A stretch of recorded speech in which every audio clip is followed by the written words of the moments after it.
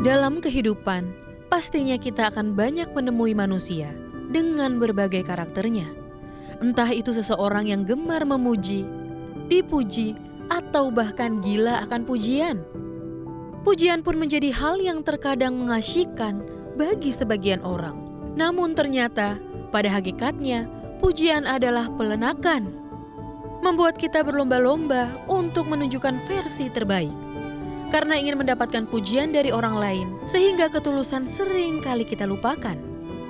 Padahal, pujian yang datang secara berlebihan menjadi bagian dari bencana, baik bagi yang memuji ataupun dipuji.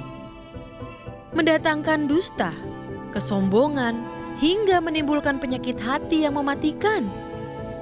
Bahkan Rasulullah SAW telah memperingatkan umatnya agar tak sembarangan memberi serta terlena dengan pujian.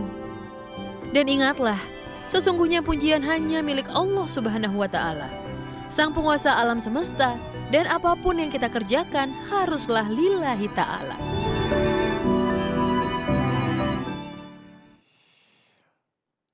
Masya Allah, kembali lagi di Cahaya Hati Indonesia. Aduh, tadi cuplikan tadi udah jelas banget buat kita ya. Di akhir zaman ini banyak banget orang yang haus akan dipuji. Bahkan hati-hati, ada penyakit ain juga aku tambahin ya. Kalau misalnya banyakkan dipuji atau terlalu, nanti bisa jadi kena penyakit, Masya Allah. Dan langsung aja kita akan bahas bersama guru kita yang dimuliakan Allah Subhanahu wa Ta'ala, Al Ustadz Solmed, dengan manusia haus akan dipuji. Assalamualaikum guru. Waalaikumsalam warahmatullahi wabarakatuh, Habib Ali. Masya Allah, nih kalau udah haus dipuji banyak banget runtutannya ya.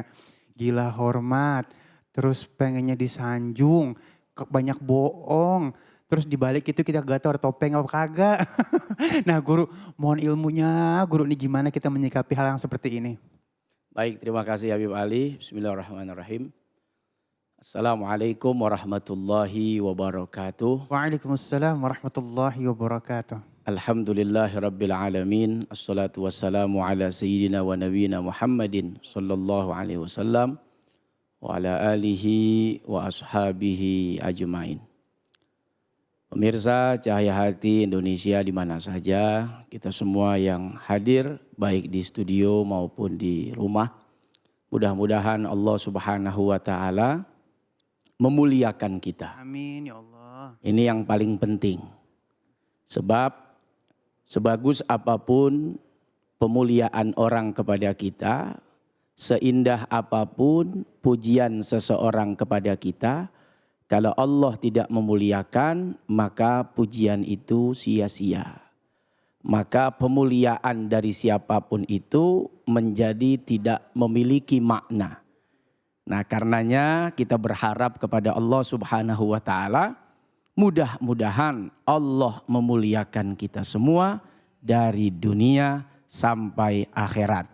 Sebab kalau Allah sudah memuliakan hambanya, sebanyak apapun orang mencaci, sebesar apapun nilai cacian itu, tidak akan pernah mampu meruntuhkan nilai seseorang yang dipuji dan dimuliakan oleh Allah Subhanahu wa Ta'ala.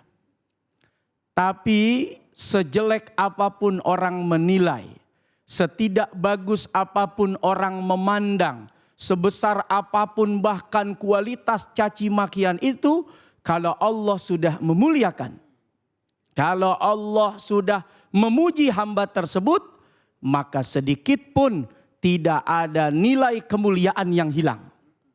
Dan itu yang dialami oleh para nabi. Itu yang dialami oleh para rasul. Dan itu juga yang dirasakan oleh para ulama-ulama kita. Bagaimana mereka ketika melakukan satu amal lillah, karena Allah Subhanahu wa Ta'ala. Inna sholati wa nusuki wa mahyaya wa mamati lillahi rabbil alamin. Semuanya karena Allah. Semuanya untuk Allah. Kalaupun di dalamnya ada pujian, nah itu tidak akan melenakan dirinya. Tidak akan pernah membuat dirinya lupa bahwa pujian seseorang kepada dia bukan karena bagusnya dia dalam ibadah, bukan karena hebatnya dia dalam beramal, bukan karena mampunya dia dalam berbuat. Orang-orang alim itu ketika dipuji, disanjung, walaupun ibadahnya bagus, amalnya luar biasa, itu semua karena Allah menutupi aib dan kekurangan kita. Nah, ini yang kadang-kadang orang suka terlena, suka terbuai dengan pujian. Dia merasa orang memuji karena memang dia hebat, karena memang dia bagus, karena memang dia baik, dia benar. Seolah-olah pujian itu memang pantas diberikan kepada dia. Padahal sesungguhnya seseorang disanjung, dipuji itu karena Allah menutup aib kekurangan kita semuanya. Karenanya kita selalu berdoa tuh kepada Allah Subhanahu wa taala, Allahumma astur uyubana.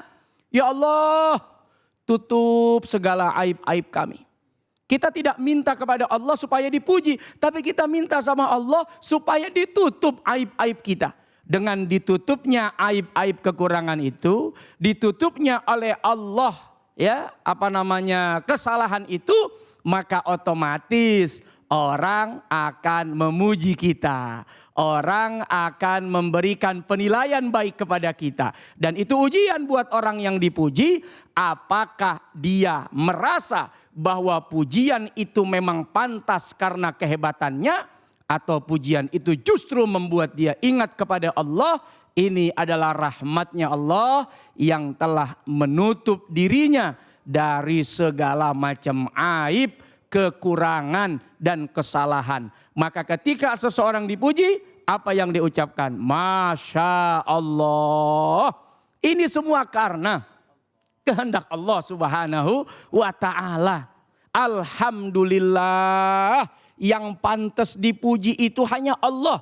Segala pujian apapun yang baik-baik itu ya miliknya Allah Subhanahu wa ta'ala. Kita kebagian cipratan pujian bukan karena kita hebat, tapi karena Allah menutup kekurangan kita. Coba kalau dibuka oleh Allah. Aduh, kita ini kalau mandang manusia ibarat panas setahun itu mampu hilang dengan hujan sekejap. Kebaikan sebesar apapun yang dilakukan seseorang, begitu Allah buka satu saja aibnya, Allah buka satu kesalahannya, itu ribuan kebaikan itu seperti sia-sia. Ribuan kebaikan itu seperti tidak ada. Ribuan kebaikan itu seperti tiada. Nah karenanya kita puji Allah Subhanahu wa ta'ala karena Allah yang paling pantas dipuji. Dan ketika kita dipuji, kita pun berserah kepada Allah. Ini karena kekuasaannya yang mampu menutup aib-aib kekurangan kita semuanya. Nah karenanya Rasulullah Shallallahu Alaihi Wasallam itu ketika memuji seseorang itu lihat-lihat orangnya. Ada yang dipuji langsung di depan atau di hadapannya.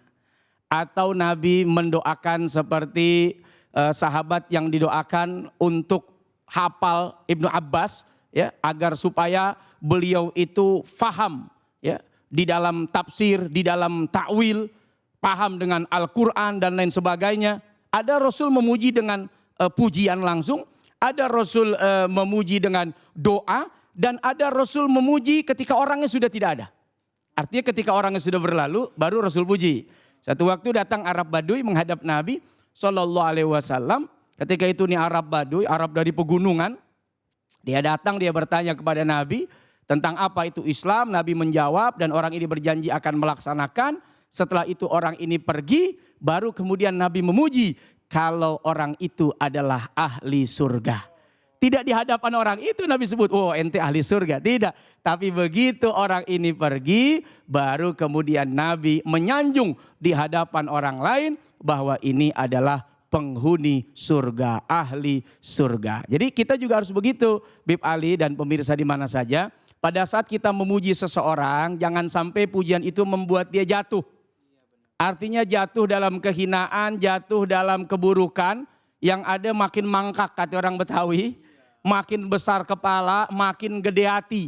bukan justru membuat dia rendah hatinya, tapi justru dia bisa membuat makin besar kepala, besar hatinya. Ya, ketika seseorang memuji, apalagi pujiannya yang tidak faktual. Wah, Masya Allah, ente hebat banget nih. Wah, kalau dibandingkan aneh sama ente, bagaikan langit dan bumi. La ilaha illallah. Ini pujian-pujian ini juga kita yang memuji jangan terlalu lebay. Karena bisa berbahaya kepada orang yang dipuji. Itu kata Nabi seperti orang yang menggorok leher temen ente sendiri. Astagfirullahaladzim, ya Allah. Kalau kita memuji sahabat kita dengan pujian yang keterlaluan, pujian yang lebay, itu Nabi ibaratkan seperti kita sedang memotong leher saudara kita yang kita puji. Bagaimana ya kalau orang dipotong lehernya, Masya Allah ya. Ya putus sudah. Iya. Udah gak bisa bergerak. Artinya apa?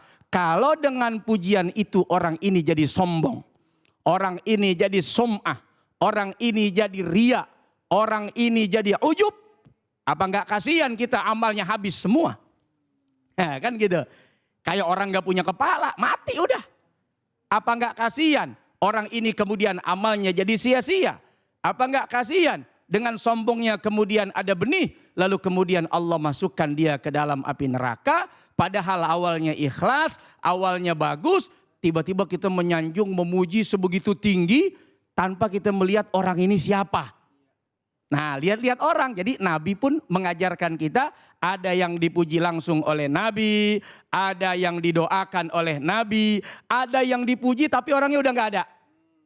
Misalnya pada saat kita bertemu dengan si A, ya kita ngobrol biasa saja di hadapan teman-teman yang lain. Ya ngobrol bla bla bla bla bla bla. Begitu orangnya pergi baru kita cerita. Ente tahu gak siapa itu orang? Itu orang Masya Allah dermawan.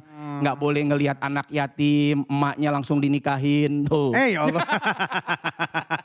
Oh iya baik sih baik. Itu orang baik. Iya. Bukan cuma yatimnya dibantuin. Emak-emaknya dikawinin. Iya, takut dari fitnah. Bantuin anaknya. dia. Iya. Ya. Ente tahu gak tuh orang Masya Allah. Ada orang miskin dia santunin. Ada Sedekahnya. orang-orang lemah. Dia angkat derajatnya. Dia sekolahin. Tapi tidak dipuji di hadapan orang ini. Tidak dipuji di hadapan halayak. Oh ini orang begini, begini, begini. Bisa jadi karena kita kasihan. Takut amal yang tadi sudah dilakukan justru menjadi hilang. Karena khawatir dia muncul rasa ujubnya atau takaburnya. Sehingga kata Nabi, Anda sama saja itu membunuh saudara Anda sendiri dengan memotong lehernya. Jadi sia-sia amalnya. Tapi begitu pergi, kita sanjung di hadapan orang. Itu orang mulia, itu orang baik, itu orang khair, itu orang Masya Allah. Tapi orang udah gak ada. Nah mereka semua yang mendengar dapat apa? Ibroh. Jadi pujian itu tidak selalu melulu negatif. Iya. Tapi pujian itu juga bisa menjadi motivasi. Penyemangat. Masya Allah istriku cantik sekali. Kan besok dia semangat bedakannya. Benar. Semangat lipstikannya. Iya. Semangat menggosok giginya. Iya. Jadi pujian itu bisa menjadi motivasi yang baik. Tergantung seberapa dan dalam kondisi apa pujian itu kita lontarkan kepada orang lain. Anak kita ranking 1. Masya Allah nak, pinter nak, pertahankan nak. Kamu punya nilai. Jangan juga kemudian kita diam aja, takut anak saya terlena, saya diam aja dah, saya nggak puji. Jangan. Giliran dia dapat jelek kita omelin, marahin, giliran dapat bagus, kenapa kita enggan untuk memuji. Jadi pujian itu bisa menjadi motivasi kita kepada orang lain. Bahkan pujian itu juga bisa melatih diri kita untuk apa? Rendah hati. Karena ketika orang memuji, ada pengakuan karya orang lain. Pengakuan kualitas orang lain. Pengakuan nilai pada diri orang lain. Dan itu melatih kita untuk tidak sombong. Masya Allah lengkap banget tuh ini ya. Jadi memuji orang pun ada akhlaknya ya. Biar orang yang dipuji kagak kenain, Masya Allah ya. Baik guru, ini seru banget nih emang nih ya. Kita akan masuk ke dalam pertanyaan, mohon izin guru. Ini dari @wicaksono_panji_. Bagaimana cara kita agar tidak tenggelam dalam pujian orang lain? Jadi keasikan tenggelam nih. Jadi kayak tadi bilang guru ngagul, jadi apa? Jadi gede hati ya, terbang, GR. Nah, ini gimana guru? Alhamdulillahilladzi alharal jamil wa sataral qabih. Inilah doa yang diajarkan oleh ulama kita. Kita puji Allah Subhanahu wa taala yang telah menampakkan keindahan pada diri kita. Artinya begini, pada saat kita melakukan kebaikan, itu kalau bukan izinnya Allah, nggak akan kita lakukan itu. Kalau bukan karena kekuasaan dan kekuatan yang Allah berikan kepada kita, maaf nih, ke majlis taklim males. Gerimis dikit, ya gerimis. Bentar lagi hujan dah. Hujan ini mah nggak jadi tuh ke majlis taklim. Beda kalau kita mau datang ke tempat maksiat. Cuman gerimis doang, nggak bakalan hujan gede ini mah. Berangkat dia. Nah, sesuatu kebaikan yang dilakukan oleh seseorang itu karena kekuasaan dan kemampuan yang Allah berikan kepada kita. Maka kita memuji Allah yang telah menampakkan. Kenapa tampak? Karena Allah telah berikan kita kemampuan. Yang telah menampakkan kita akan keindahan, akan kecantikan, akan bagusnya diri dan akhlak ini.